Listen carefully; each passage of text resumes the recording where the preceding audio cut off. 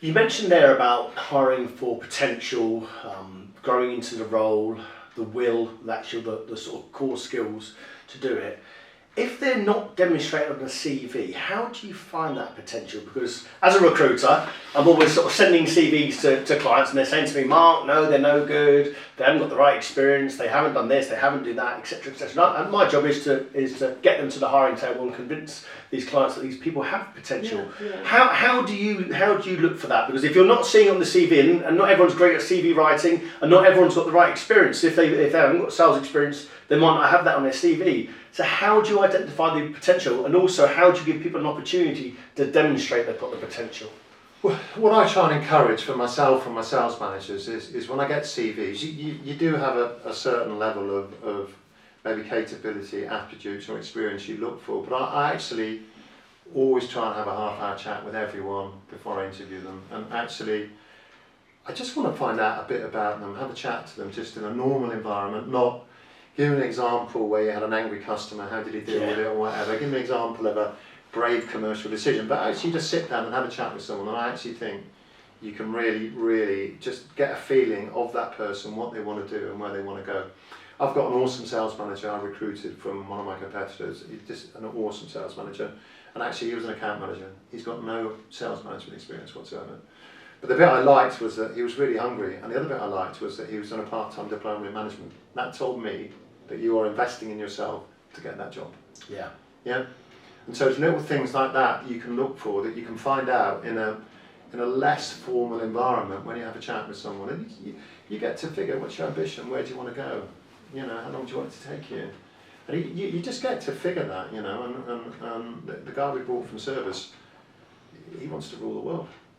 You know, and it's just brilliant, and you can figure that out. So I do think there's a bit about kind of informal interaction before you write off a CV. Yeah. You know, and I get, if you're getting 20 CVs each week, it can be hard. Can you go through all of them? It's difficult. You can't, but no.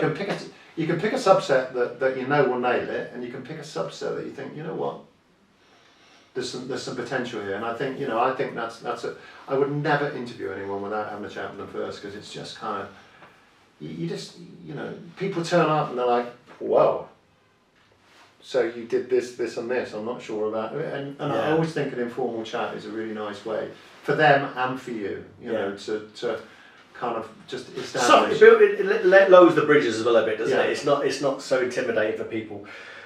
Gavin, I mentioned to you at lunch about unconscious bias. You know, you're interviewing people and you think you're looking for certain skills, etc., but unconsciously you're almost biased to sort of maybe people that are similar to you. Or I mentioned to you, I won't name names, but I mentioned to you one particular partner said to me a few weeks back, said to me, oh, you know, we need some females in, but Mark, you only send good looking females in, which I sort of turned around to them and said, look, I can't write that in the job spec, that's ridiculous. But they actually meant it. They actually really meant it. Yeah. How do you stop unconscious bias coming into the hiring process where you're not unconsciously discriminating?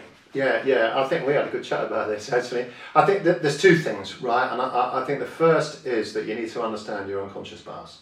So no one necessarily wakes up to say, right, I am going to bias here, or here. Well, some people might be biased, but no one actually sets out to do that. But there's a really good test that you can get on like the Harvard University website, and the test will tell you what is your unconscious bias. Now, I shared to you, and actually when you first do it, there's an element of potential shame, and you don't really want to share it. Because mine came back and it had like 3 areas of potential unconscious bias. And to be honest, I was pretty flipping mortified. Really? You know, I set out to be a good, honest, straightforward, unbiased person every day. But actually what it taught me was that you have these potential unconscious biases that you need to just slightly like accommodate or over-index. Yeah. So that you get back to the normal state. And you know, I had one for straight versus gay people. I had one for large people versus small people. And I tell you this just openly. And I feel I actually do feel slightly ashamed saying that, because I almost feel, but it allows me to make sure that I don't allow that to come in because I over-index to make sure it doesn't come in. And I ask myself the question, are you sure that you're doing this? So it is, and I would recommend everybody doing that because it's uncomfortable. Yeah. But, you know, it's a proper 360 and you're like, oh, you know. That's where the growth comes from though, Gavin, isn't it? If you're going to grow as an individual, you've got to get uncomfortable to sort of learn and develop yourself. Yeah, and I've just got a bit. I feel a bit hot and clammy just actually sharing it with you. Yeah. But actually, to be able to understand it, to be able to share it, and to be able to know you're doing it, is a really, really good step. Yeah. Yeah, we'll go on something a bit more light-hearted, Gavin. Let's talk about All IP. Now, one of the key issues that is upcoming in 2025 is that we're going to have a big impact to the channel is the move to All IP. Now, for people like myself who are completely unaware of this change and how it might affect business, can you explain what All IP actually means? Yeah, I can.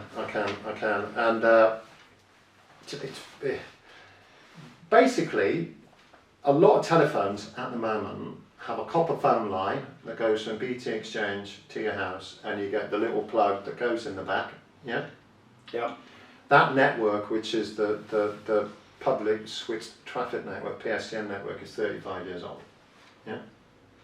And it is being replaced by a fibre network. So you will have seen lots of press about Britain's internet's too slow, everyone else in the world has got faster internet, we need this to encourage business. So BT and a range of other people, actually, there's a whole load of other companies building it, are building a full fibre network, so it's going to be fibre to every single house, right? And that means that your internet speeds at the moment that might go from half a meg up to 50, 60 meg are now going to be from 100 to like a gigabit, which is 1,000 megabits or beyond, right? So it's going to transform the way just the way we live, right? If you can imagine the jump between dial-up internet and ADSL just transformed things, right? TikTok, Facebook, Amazon, everything kind of like you know started and was created out of the fact that you had high speed, you could have lots of different online providers, you know, Airbnb, the list is flipping endless, right? You know. And so this is pretty much going to do the same, and what's actually happening is that September 2023 you won't be able to buy any more copper services. Done, finito.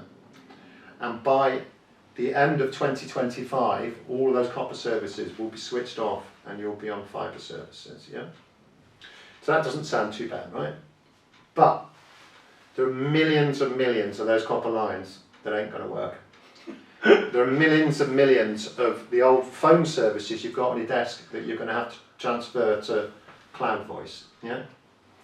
And so it's a brilliant opportunity for the channel to kind of basically just accelerate, rejuvenate and create new opportunities for all businesses in the market.